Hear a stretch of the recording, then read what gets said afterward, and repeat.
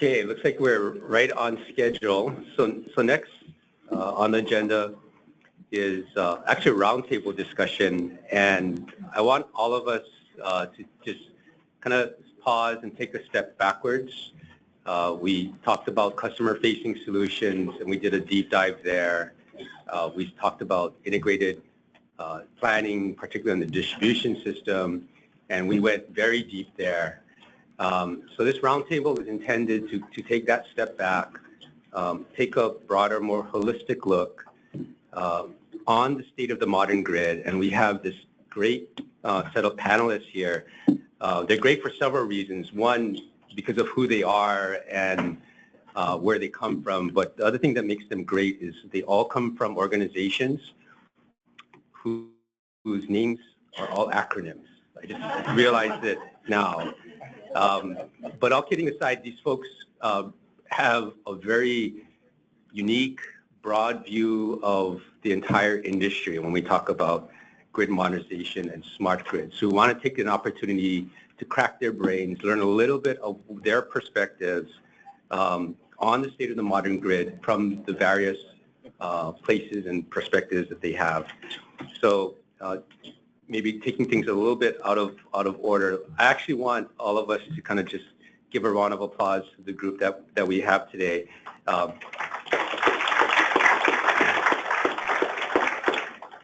We have McGranaghan from Electric Power Research Institute. We have Sharon Allan of SGIP, now of SEPA. So I understand from Sharon that she's happy for that name change because everyone thinks she's from the other SGIP. We have Joe Paladino from the Department of Energy working on the DSPx program. And if you're familiar with that, you recognize and understand how important and critical and relevant that work is to what we're trying to do at Hawaiian Electric. And last but not least, we have Jay Griffin from the Hawaii Natural Energy Institute, who many of you are already familiar with. So without further ado, I'd like to ask the first panelist, Mark, to come up and begin his sharing of his view of the state of the modern grid. Or you can do it from there, whichever you prefer. Okay. If you don't mind. Yeah. Let's see the slides here. It works out good. Thanks for the invitation. Really appreciate being here.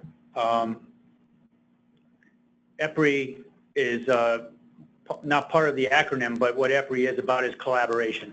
So I thought I would start this discussion of grid modernization with some thoughts on opportunities for collaboration and what's going on in the United States and around the world and addressing those grid modernization challenges, and maybe that can set the stage for some of the other discussion. So the next slide.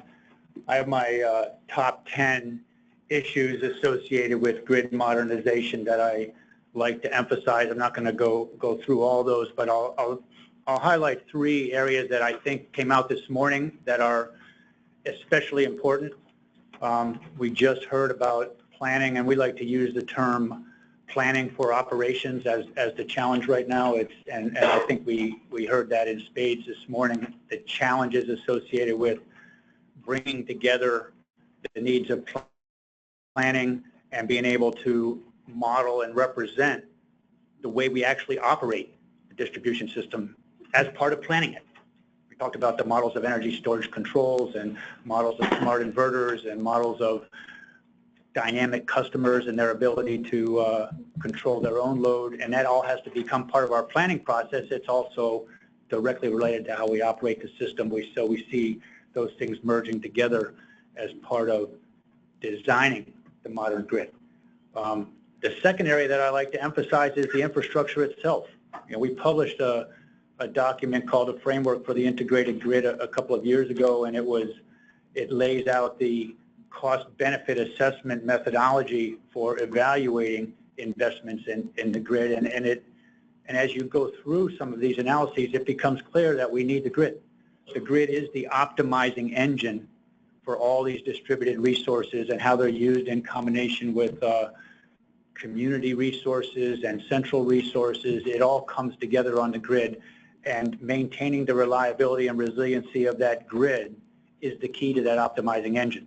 So the modern grid involves investments in that reliability and resiliency, whether it's automation or whether it's reinforcing the actual grid components themselves. It's a critical part that sometimes when we're talking about DER integration, we overlook the importance of the reliability and resiliency of the grid. And things like microgrids do play. It becomes part of our tools for looking at reliability and resiliency. But addressing that is a big part of the issue. And the third area that I like to emphasize is one that we've also been talking about this morning, and that's integrating the customer. And it's a challenge. We heard a lot of different approaches to it, from Sunverge, from Advanced Microgrid Solutions, whether it's residential customers or commercial and industrial, making them part of the planning process and operations is a huge challenge. So the customer is a big part of that equation. So with that in mind, let's look at some of the things that are going on. Next slide. In the U.S., there's a lot of examples of activities that are worthwhile keeping track of here in Hawaii and looking to for technology to be available. We have presenters here from a lot of these technologies today, so you're getting exposed to them. That's great. Whether it's the DRPs that Eric has filed at Southern California Edison and the California utilities, or whether it's the New York Rev innovation projects and approaches that are being taken to create customer services and a market structure that can integrate the customer. I like to look at a project in a small town in Kentucky, Glasgow, Kentucky, a great example of very forward-looking implementation of new technology in a controversial way.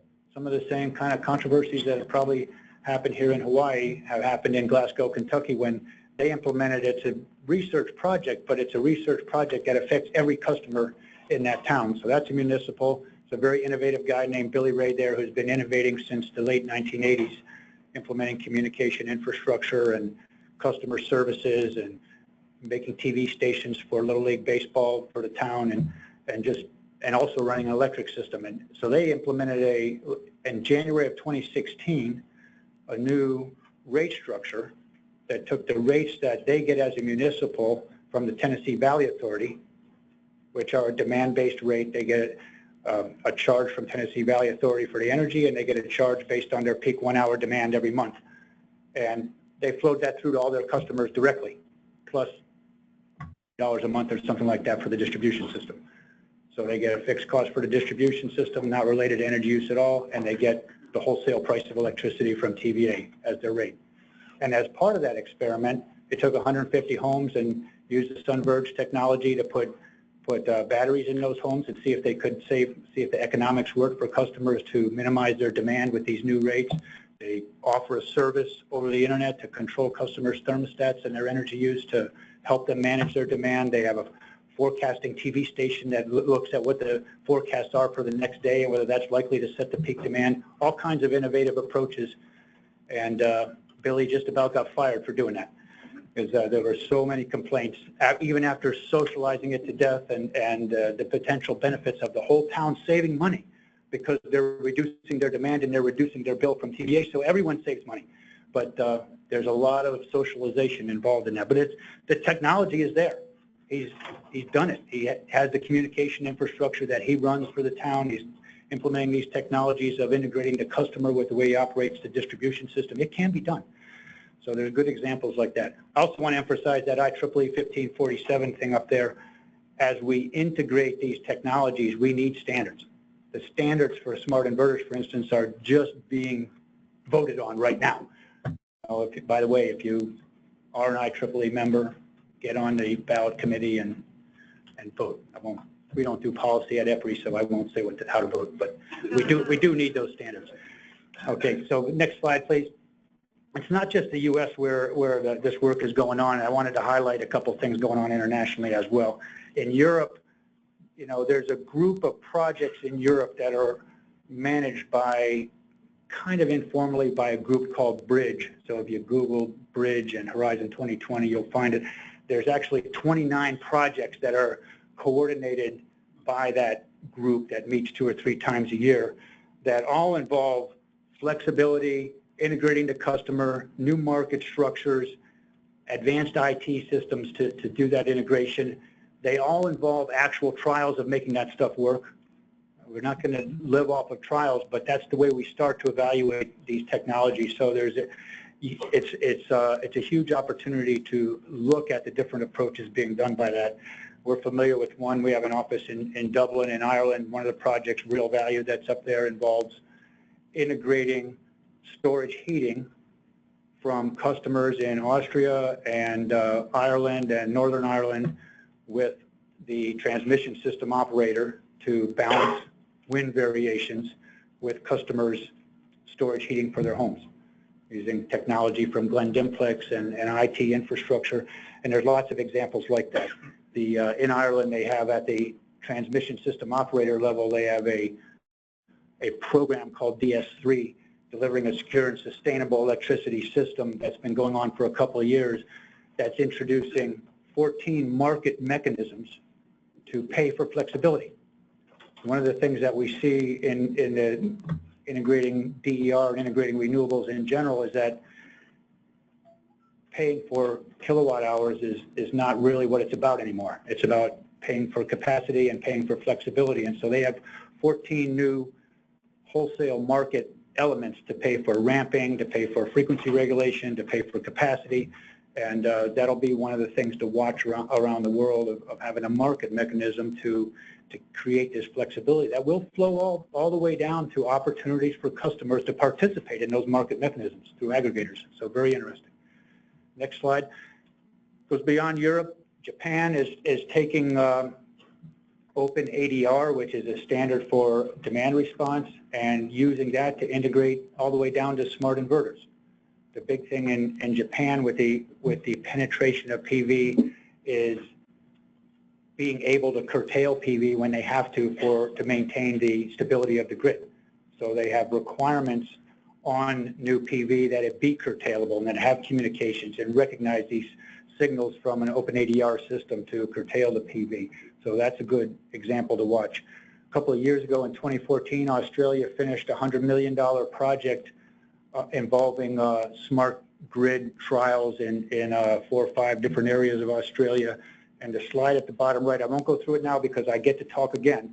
And so I kind of split my material. I knew I needed time about architecture in Paul's session. And that slide at the bottom right is a very good one that came out of the Australian trials around architecture and the 3 different levels that build on each other to address the architecture. But the point here is just collaboration and looking at what's going on in other areas to take advantage of it as we figure out what technologies make the most sense here in Ireland. So I'll finish up on the next slide with just emphasizing that point that collaboration is really critical, taking advantage of what's being learned around the world on these, and hopefully we can help with that. So good topic for discussion. Thanks.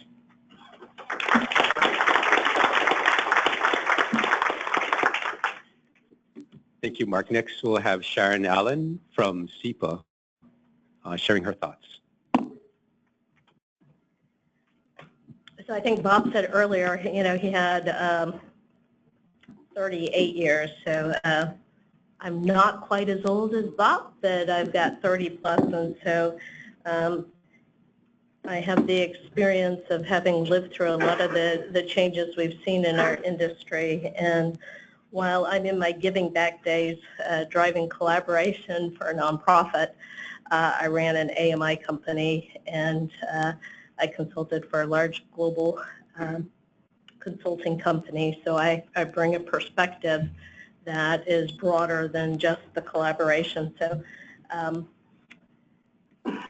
next slide. So Mark kind of went through and told us the big picture of some things that have been going on. And I'd say in the last couple of years, I've been living in the weeds because as we start to look at the penetration of DER and you look at each utility's journey within their territory, there's a lot of questions that you have to kind of look at the starting point. What is the utility trying to accomplish? Do they have AMI deployed? Do they have AMR deployed? Do they have a DMS? Do they have SCADA on their distribution? And depending on where the starting point is and where you're going to, you know, the journey gets charted a little bit differently because of what you have existing to be able to craft from. And so there was mention earlier about standards, and so I'm sure most of you in the room are well aware, and Mark mentioned 1547, which is going out for ballot. There's been already 1,000 comments that have been brought into that process from various IEEE members, and looking at interconnection. So not going to focus on 1547 because I would think most people in this room have heard of it. I'm actually going to point out some other activities that maybe, depending on your activity involvement, you may be less familiar with. So IEC 61850 is also going through some changes and looking at how it can handle more DER modeling.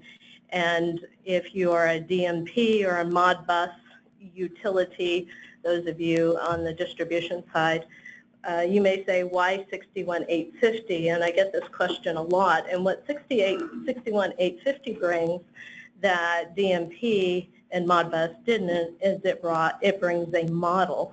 And I think earlier through the day, there's been a lot of talk on the future has some uncertainty on in terms of what new technologies will evolve, how the world will evolve in the future. And so being able to have layers where we can have models and we are not so tightly coupled to one technology or protocol gives us flexibility within the system.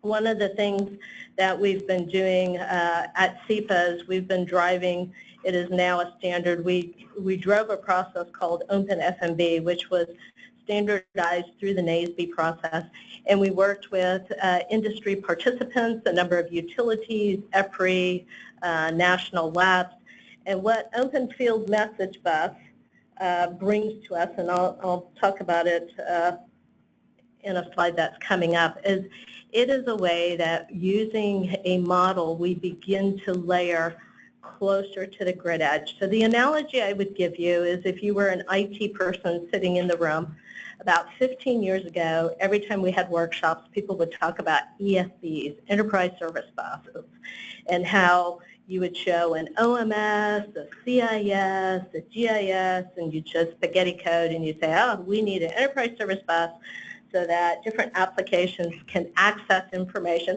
without all these point-to-point connections. Well, I'll draw that analogy as we go out into the field, and depending on your architecture and how you are going to approach things. The thing that every utility, and I will say this later, is do you envision you are going to be a centrally run command and control utility, or are you going to have a hybrid solution, or are you going to be distributed? If there's some elements of distributed, then how you do your architecture will affect what your journey is. And what OpenFMB enables us to do is create a model and begin to, closer to the grid edge, enable device-to-device, peer-to-peer communication using what I'll say a mechanism called publish and subscribe. If you look at a lot of our protocols in the industry, DMP, 61850, they're all very master-slave. What do I mean by that? A get command, a fetch. When we're talking about publish and subscribe, it is information, voltage levels are published, anybody who needs voltage then picks it up.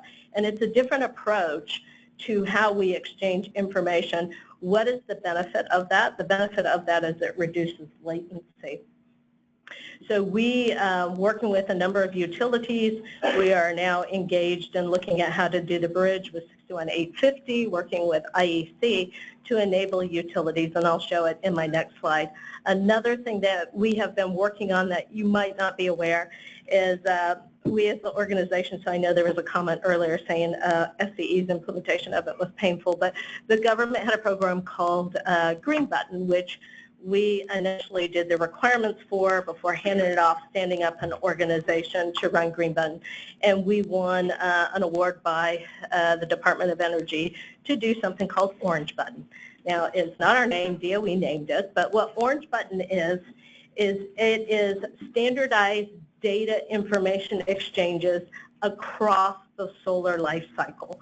So that is from initial financing to construction to development to O&M.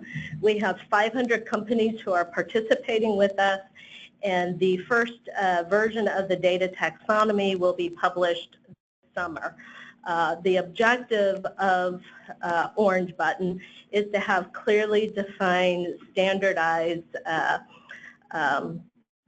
taxonomy and semantics so that information exchanges, whether it's between an O&M provider or whether it's from a bank and a financing or an IPP, that there is more of a standardized approach, because what has been seen is when we're looking at distributed solar, it's highly fragmented, and in as much as we can begin to standardize those, the data taxonomy and the information flows between entities, then it will help one with integration, and it will reduce the soft cost. Next slide. So standards become important, and I mentioned this thing about open FMB. So what we believe, and at least talking with utilities, because as a nonprofit, we do not sell a product, so we are really trying to foster this dialogue between industry participants, leverage our national labs, and look at what is an effective way as an industry. So I stand here actually very humbled to be talking to you here on your lovely island, because when I look at what is happening on the mainland, we did a survey asking utilities, how many of you are deploying distributed energy resources? And it was less than 8%. How many of you believe you're going to deploy distributed energy resources and have an interest in it? It was 57%. So we on the mainland are doing a lot more talking and planning than we are in actually running implementations. Now, the benefit of that is we were able to take time to take a step back and say, what are the needs and capabilities that we need to begin to be able to foster that dialogue. So for the last year, I've been facilitating a utility-only group to go through what are the impacts on the distribution system as a result of DER. So what happens to FLISR, what happens to protection control, what happens to our performance, and our end objective is, after we get what the requirements and capabilities are, that then we will open up the dialogue to a broader audience with the industry participants and the consultants to have that dialogue. Why are we doing that? We believe that to foster innovation, we first need to understand what the capabilities and attributes we as the industry need, and then we need to engage the people who are building these systems to say, this is what we believe we need that will benefit all, and engage that dialogue. And we think the most constructive way to do that is before there's a formal proceeding and a regulatory proceeding, because what happens is once you're within a proceeding, things are much more formalized. It's just a different environment. So we're trying to foster the collaboration ahead of formal proceedings.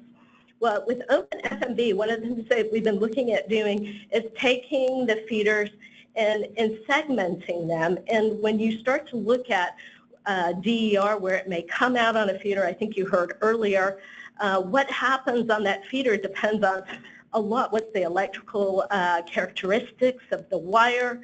What are the voltage levels on that feeder? What is the contribution, whether it's a PV or a storage? And all that comes into effect. And if we're going to manage things on a feeder or a radial feeder, in as much as we can begin to segment those feeders down, then we can start to look at how we manage frequency, voltage, power factor in these segments.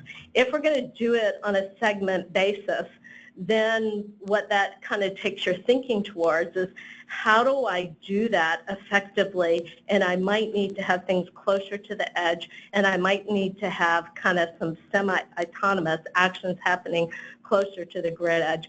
Once you enter that discussion, then it causes you to rethink, wow, how does that fit with an ADMS that I'm putting in if all of a sudden I'm going to have distributed control? How does it affect my modeling? And so where one is going and what one is going to leverage becomes very important. Next slide. Use cases become very, very important. So we've scoured, we've leveraged EPRI. EPRI has been great at contributing. We've leveraged Oak Ridge National Labs, a lot of the different national labs, because working through the use cases with these multi-stakeholders, a lot of our open F&B is open to all, the multi-stakeholders becomes very important to be able to work through what is happening on a feeder. I mean, really get into the detail in order to solve and solution what needs to be standardized.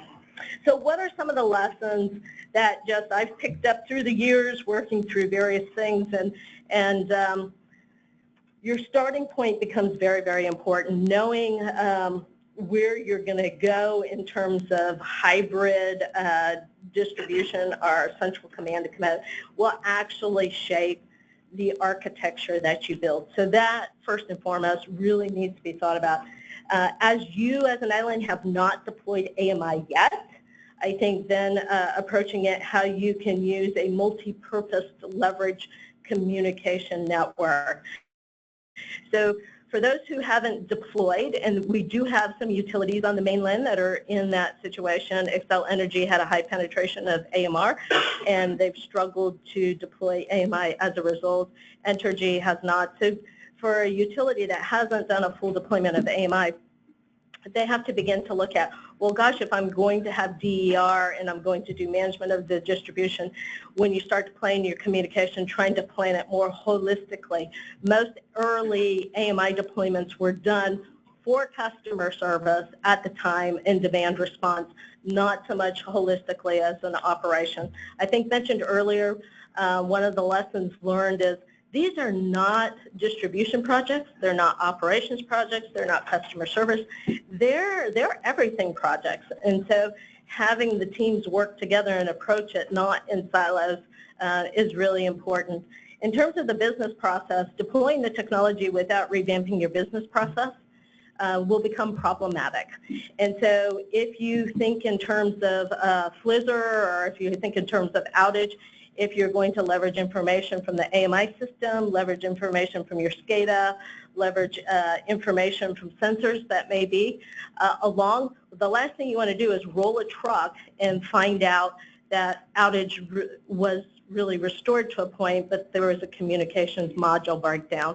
So all of a sudden, as you begin to re-architect these processes, knowing what's the insight to the communications technology, where in the past the operations were looking at a console and communications, telecom might have been oversitting in another department, rethinking how that total visibility comes together becomes important.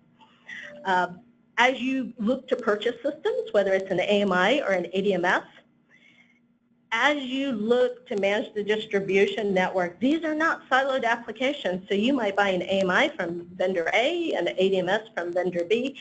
And so putting into your program or business model the need for what I'll say some analytics work, because what you're going to end up doing is you're going to need some executive dashboards.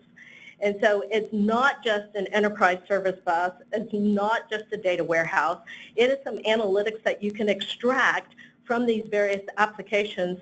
And you might have different views. You might have different views for operations than you have for distribution. So you can take that information and it become meaningful to you for designing your system. A lot of people, they put into their business case and they cost it out, not assuming they're going to need additional analytics, that everything will come from the app. And my last slide is, you know, as you're designing those screens, you might have to design it by department. So the views are going to be different depending on what you're trying to manage and do. And that becomes important to have the conversations from your redesigned business process and what's going to be needed, and making sure that that's been planned out into your program. Thank you.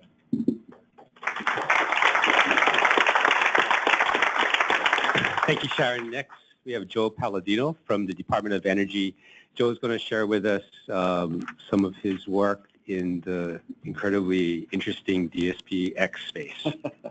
Thanks a lot, Colton. And by the way, you need to explain the whole orange button name now that Sharon's blamed DOE for that name. Oh, okay. That's going to be difficult. I'll find someone I can blame. Okay. All right. It's truly a pleasure to be here. It was a long trip yesterday from Washington, D.C., and it's interesting to go across the country. I've never been here before. And it was great. It was truly great to go through the ceremony of receiving a lei. And I'm going to keep it on until someone tells me I have to take it off. All right. So anyway, what I wanted to do is talk to you about why the department is interested in pursuing grid modernization. I wanted to share an effort that we're undertaking with several commissions, including the folks here at the table, including utilities, et cetera. Next slide, please. Really what I want to say is that there's been a lot of discussion about what the vision of a smart grid or what the vision of a modern grid would be. And I think we're at a place where people are really asking the question, here I am, what are the steps I need to undertake to actually move to where I want to go? We're trying to get to a place where we can understand what the considerations are for moving forward in a rational way. Okay, and that's truly where Hawaii is, that's where everybody else is, and that's what we're really trying to tackle. So what we've done is, again, we're working with several commissions, we're working with utilities and technology providers and things like that, to try to determine what the requirements are for a distribution system platform that will enable the full utilization of distributed energy resources. Okay, and we're looking at this in terms of grid planning, grid operations, and market operations.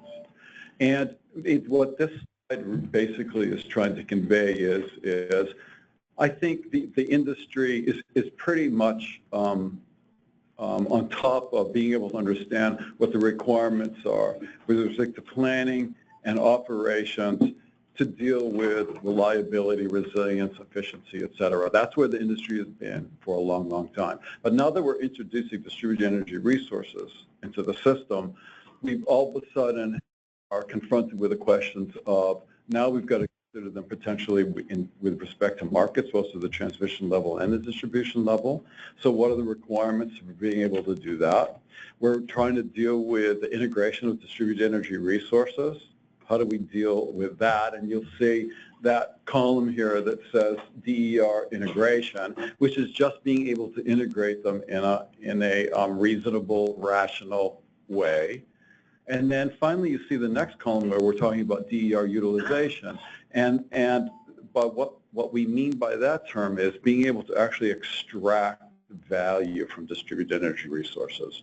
So in fact, the evolution that we see is going from where we basically are now, trying to deal with managing a reliable and efficient system, but now moving towards not only DER integration, but moving towards being able to extract the full value of distributed energy resources. What we're trying to do in this project is determine really what are the functional requirements to do that. Okay. What are to the technologies that enable that? Where are we? And what are the logical considerations that we need to pursue and consider as we move forward? Next slide, please. So we've got 3 volumes on a website. I'll show you what that website is. We looked at the policy drivers, the policy objectives of about 10 or 11 states. And from those policy objectives like reliability, resiliency, DER integration, reducing carbon dioxide emissions, et cetera, what we did is we went back, and again, with respect to planning, grid operations, and market operations, we took a look at what the capabilities of the grid needed to be able to enable those 3 things against those objectives. Okay, and what we did is not only did we develop a set of capabilities, and I'll go through just a couple of these just to give you a flavor, but we also then, underneath this, determine what are the functions to support the capabilities and what are the elements under that function. So there's about a 100-page report that gets into this in detail. Again, this was vetted with not only these commissions, but also with utilities. Eric Tekeyesi, for instance, was incredibly involved. And I just wanted to reach out. I work the people that are really doing this, and I'm very fortunate to be working with are Paul DiMartini, who organized this conference and is working closely with HECO, et cetera, and Jeff Taft, who's also in the audience, and Jeff will be coming up and Paul will be coming up later. So I've been really fortunate to work with smart people who are reaching out to the community to be able to develop these materials. But for instance, under just distribution system planning, there's a term scalability. And what we mean by scalability is really the ability to increase the capacity of the grid with additional resources without significantly modifying the cyber physical system. Okay, there's another term here down below, and you can't see this, and I apologize for that, control federation. Control federation is the ability to combine and resolve potentially competing and conflicting control objectives. And there's another term just under that called control disaggregation, which is the ability to resolve broad control commands for local consumption and decision making. So these are the kinds of capabilities that we feel an advanced distribution system platform needs to have. And when you take a look at the Commission's orders, the term distribution system platform is there, and the ability to plug and play distributed energy resources is there also. And there's also a discussion of markets. And if you take a look at the right-hand column, just at the top, there's a term called distribution investment optimization. And that's really the ability to identify and source a mix of not only grid investments, grid infrastructure investments, but DER services to maintain, to enable efficient grid investments. Okay, so now we're talking about not only grid investments, okay, but we're talking about bringing distributed energy resources in collectively in an efficient way to optimize what our distribution system investments need to be. Okay. Okay, next slide, please. So what I wanted to do is I just wanted to briefly go through three major considerations that are beginning to bubble up to the top. The first, and we talked about this earlier today, Eric gave a great, from Southern California, and get a great talk on this, and others have as well.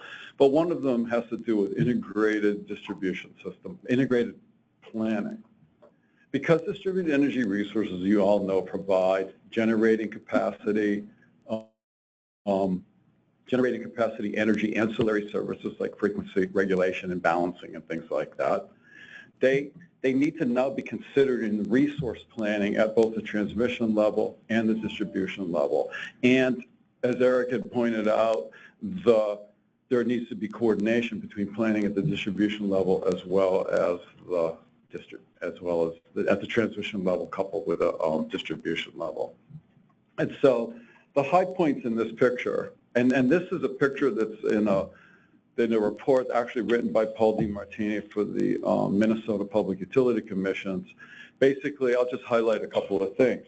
In the upper left-hand corner is the activity that deals with being able to do multiple scenario forecasting. So being able to understand what are the forecasts for DERs, what are the forecasts being done at the transmission level, and bringing all of that together to determine what our resource plan has to be at the transmission level as well as the distribution level. The other things in here are being able to understand the distribution system, being able to understand what the hosting capacity of that is, being able to feed that information into what's our interconnection process. But there's also a component of this that deals with what kind of value can distributed energy resources provide to this system, especially to the distribution system, and what kind of mechanisms do we put in place to extract that value, what kind of procurements, et cetera. So this, so one of the major considerations is really to begin to implement effective integrated planning processes that look far out enough to able to inform what the investment strategy needs to be. Next slide, please. Okay, so the other major consideration has to do with the structural architecture and how all the players and all the devices need to coordinate. Because we're looking at right now 77,000 people in Hawaii that have rooftop solar. And if you extend the number of intelligent and responsive nodes to all the folks that might have smart meters, we're talking about potentially millions of nodes, intelligent and responsive nodes that need to be coordinated. And we got into this today. There were discussions, there were questions that were raised today about, okay, it's great that you're optimizing the node at a customer space, but then how does that optimization then integrate with optimizing the system? And so the question that we need to address is given all of these nodes, how do we effectively coordinate all of these intelligent nodes? And a node could be a hot water heater, it could be a building, it could be a car, it could be a microgrid. How do we effectively coordinate all of these nodes while respecting the physics, the electrophysical physics of the characteristics of the system, the performance capabilities of each of those nodes, and the optimization objective, whether it's economic or performance-based, of that node, as well as how that the optimization objective of the grid or that portion of the grid. So if all of these nodes are going to coordinate into a single control point, we probably won't have the scalability, we probably won't be able to achieve the distributed intelligence we want to get, and we'll probably sort of have a mess. One way to approach this is to look at a layered coordination structure that actually breaks the problem down into more manageable, workable elements.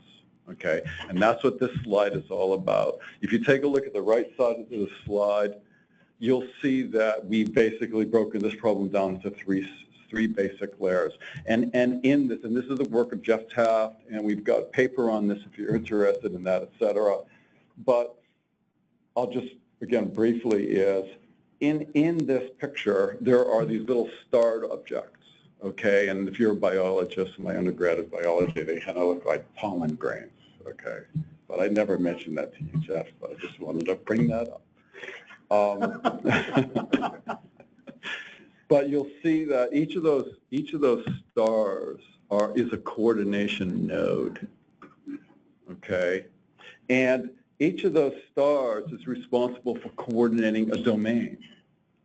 So within a coordination domain, then, the role of the coordinator in that coordination domain is A, to be able to manage all of the assets under it, and to be able to determine what the optimization has to be. And this could have to happen in real time. Secondly, that coordination node that runs that domain needs to communicate with its peer nodes. And then it also has to be able to report upward to an optimization or coordinator node that it reports to. So if you look at the bottom right-hand part of this picture, you could imagine those smaller stars. One could be a building, one could be a solar farm. The collection of nodes at the bottom right could actually represent the set of assets within a microgrid. And that node above it, that one node that controls all of those nodes, could be the controller node for the microgrid, right?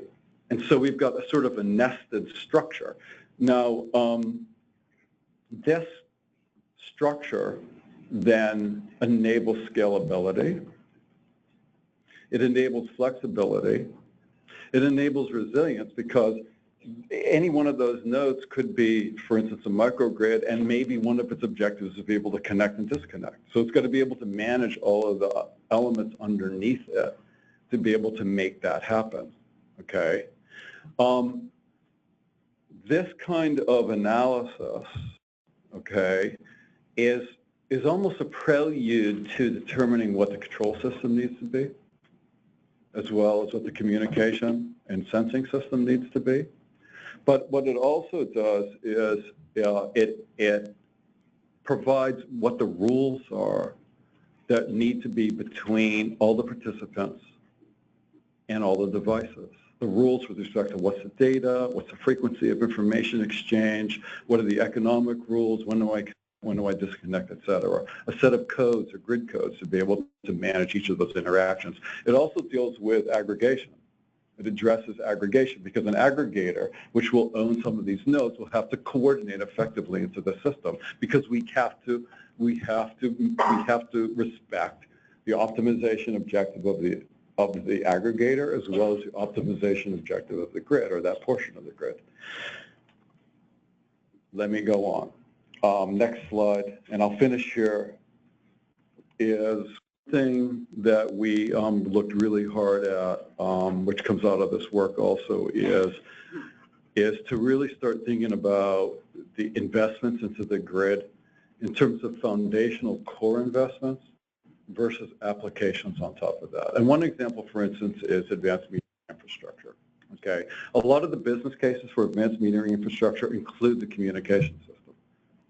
But if we really think hard about that, the communication system needs to be designed in such a robust manner that it not only is supporting smart meters, but it's supporting distributed, automated efforts and a whole myriad of other grid efforts. So if we now separate the AMI, the smart meter business case, from the communication information control system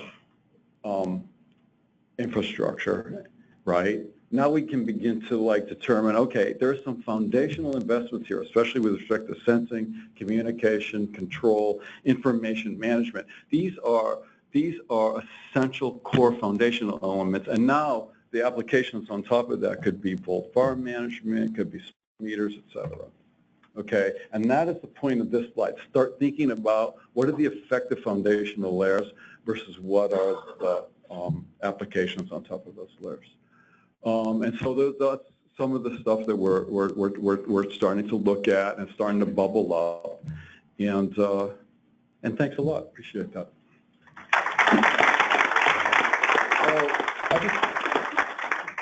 On the last slide, which you have, there are website references for all of this material. Thanks again, Joe. And last but not least, we have Jay Griffin from HNEI. We're running a little bit long, but ask that everyone kind of just hang in there for a bit. As soon as we're done, we'll transition to lunch, and then we'll get started back to the afternoon sessions. Actually, according to my watch, it's time for lunch, and I'd like to thank the panel.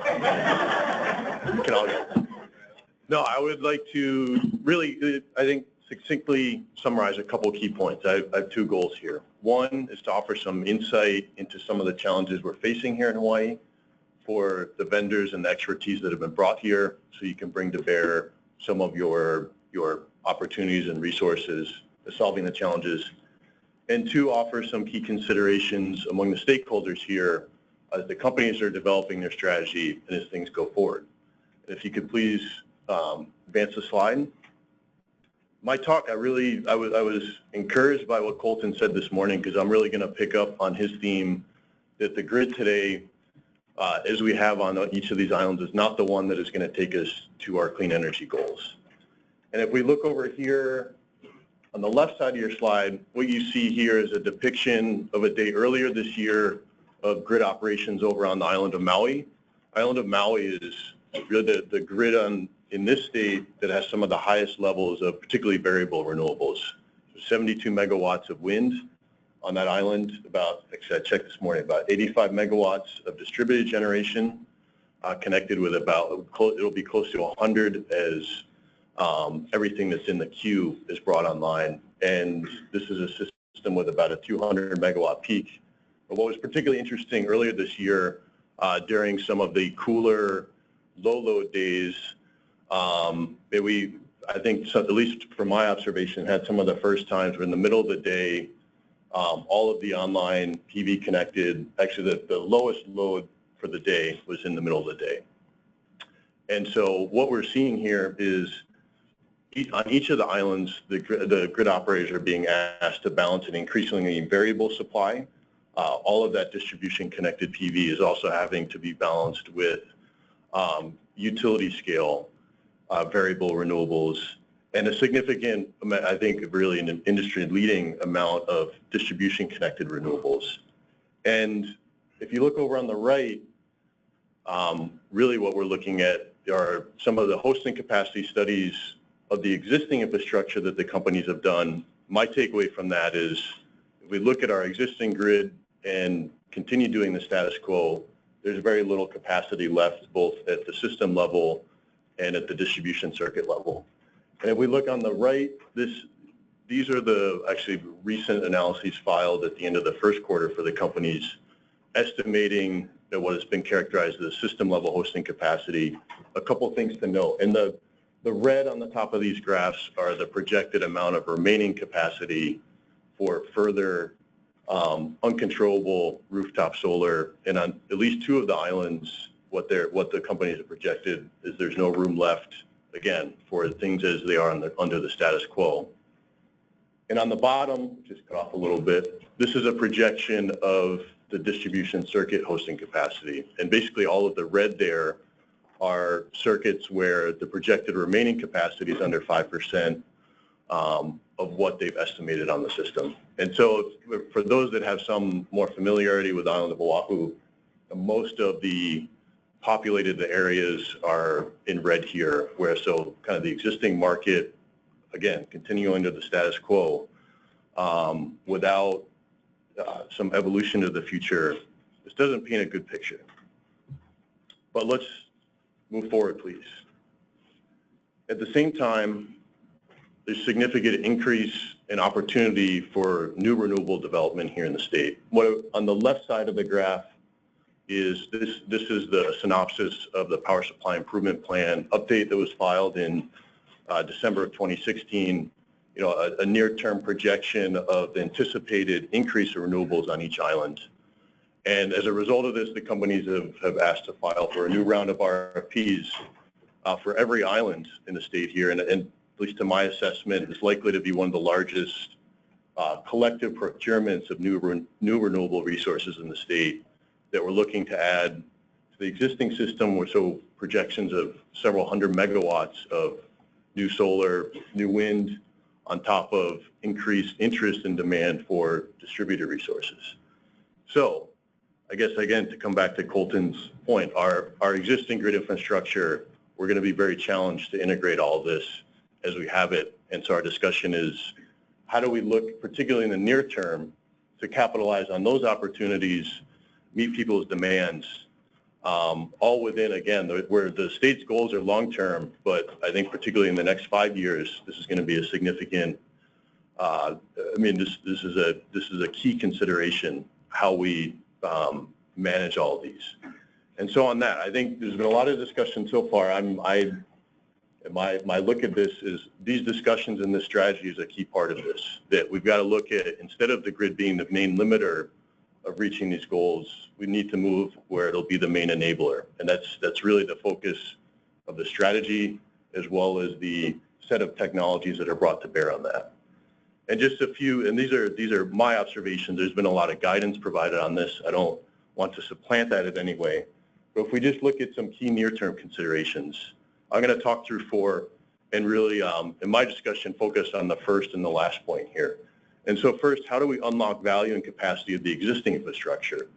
We don't have a lot of time to really add to that and manage some of these challenges. So how do we look at best unlocking the existing infrastructure in the grid?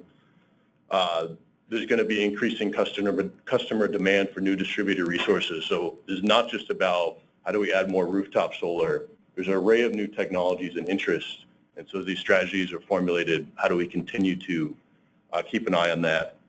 Particularly leveraging existing and new DERs for reliability. And last, I'm actually a little surprised this topic hasn't come up yet this morning, but how do we do all this and both manage the costs of the infrastructure investment and maintain affordable rates?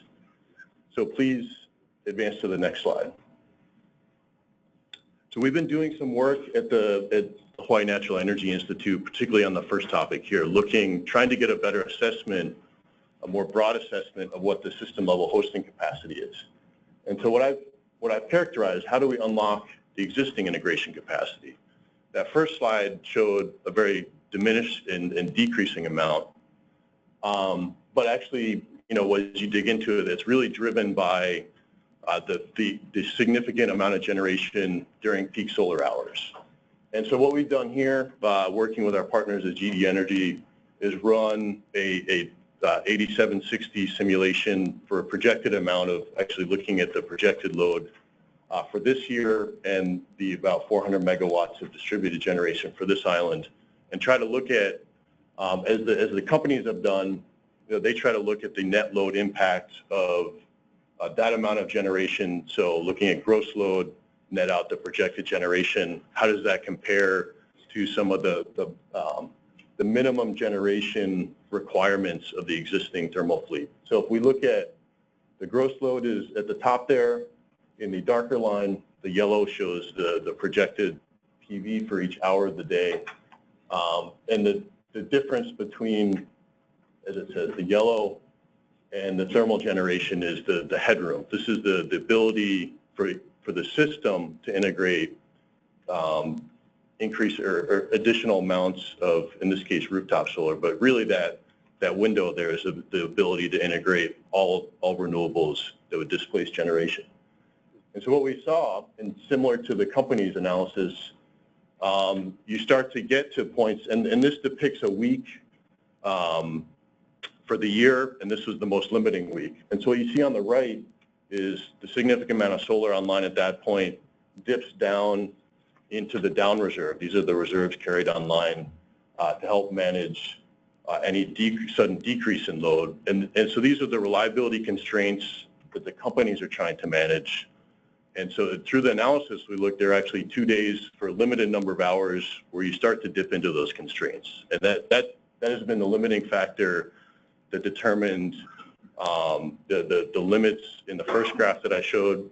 But if we look outside of that, actually most other days, there actually is a significant amount of headroom still left in the peak solar, or during the middle of the day, but particularly in the off-peak. So what does it say? It says if we can manage, if we come up with some new smarts and some opportunities to manage these very limited windows, manage that constraint, there's other capacity left on the grid to help integrate some of the additional renewables. And as we looked over the whole year, just the summary statistics, got cut out here. But the average annual head, so this was the minimum point of the year, but if we look on average over the total year, during the middle of the day, there's about 300 megawatts. So on average about this, where it says in the middle of the day, about 300 megawatts, and particularly during the peak, about 700 megawatts. So these are if we can manage these constraints here, these are the opportunities, the windows of the existing infrastructure to help integrate the increasing or the growth in renewables that are projected in the near term, that are consistent with the state's goals. So please step forward. So just to touch on some of the other key considerations, and again, others have talked about it, but again, the interest here in developing grid modernization strategy is again more than just accommodating more rooftop solar. There's an array of distributed resources that folks are interested in, and so we need to keep an eye on, but particularly how the strategy will help facilitate the integration of all those resources. And related to the next one, it's not just about integrating them, it's how do we best leverage and utilize those resources to help support reliability. Some of the other studies that HNEI has done shows that, as we increase any of these renewables, the reserve requirements to help maintain stability increase, and the hope is that some of those can be met through aggregated distributed resources. There's a lot of ongoing work here. That was one of the real opportunities here. Again, and similarly, as these renewables are displacing traditional generation, there's some other system stability concerns that arise that I think are ahead of the mainland, but we're particularly seeing on a number of islands here. So again, new types of grid services. I think as you look on the mainland, as I look at some of the work going on in New York and California. There's a real focus on how to use DERs to offset distribution capacity needs. I think really the looking forward into the future here is how do we use these resources to help balance all the renewables on the system, i.e. provide the needed ancillary services as the other units are pushed offline. And then actually the last point here, in doing all of that, particularly if you looked at the circuit level hosting capacity, all those areas of red, if we're looking at DERs to help provide grid services, we need to deal with the third point here. And this has been brought up by a few people, but really how to manage these distribution circuit constraints to provide, manage those so that the bulk power, so the grid services can be provided to the bulk power system. So I think this, as I've seen it, there's a lot of ongoing conversations at the ISOs on the mainland about this. We're probably a little behind the discussion here, but I think to really, again, to fully leverage those resources, there needs to be a pretty complete understanding of what opportunities may or may not be available, and it's really going to be focused on what time periods where those constraints pop up. I think there's a distribution system analog to the graphs that I was showing that we looked at the system level. And so the last one, how do we manage the costs and still maintain affordable rates to do all of this? And so I think there's a few aspects to that. One, we need to be looking at, this is also about, can you stay? No, it's okay. Part of this is about providing the customer value. So there may be points, areas here where these investments provide new types of services that people are actually willing to pay more to accommodate. So I think there's a focus on that, but particularly, and this has also been the focus of work in other places, how do we look at leveraging these infrastructure investments to offset what would have happened anyway? So how do we leverage DERs as a non-wires alternative to the other types of generation or ancillary services investments that we're going to have to make to integrate renewables? And particularly, I think as we look further over the long term, we're going to be looking at co-optimizing resources between the bulk power system and the distribution system. Probably one of the first places in the nation to be doing that at scale. So we've got, and that'll be how we minimize the total cost of operating the system. So I think just to keep an eye on those things, but particularly, I think that for the folks here, it's been, the customers here pay some of the highest rates for electricity in the nation. I mean, the kind of the budget available to make this kind of infrastructure investment, given the state's folks' income distribution here, we're looking at a challenge. And so we've got to continue to keep an eye on how do we manage the cost of that transition and still keep rates affordable here. So with that, lunchtime.